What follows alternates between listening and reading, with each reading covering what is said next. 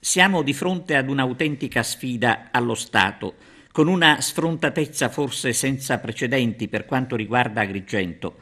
Parliamo della raffica di furti compiuti al lido agrigentino di San Leone da una banda di malviventi che agisce in modo spregiudicato, senza paura. Da un lato le forze dell'ordine coordinate dal questore di Agrigento Maurizio Auriemma e dall'altro questi soliti ignoti che non demordono, malgrado i controlli e le perlustrazioni di polizia e carabinieri, intensificati dopo le denunce da parte delle vittime.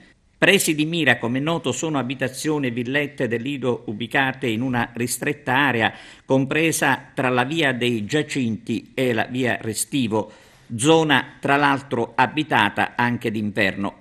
Dopo l'arresto avvenuto nei giorni scorsi di alcuni individui, sembrava avviato a soluzione il problema dei furti a San Leone.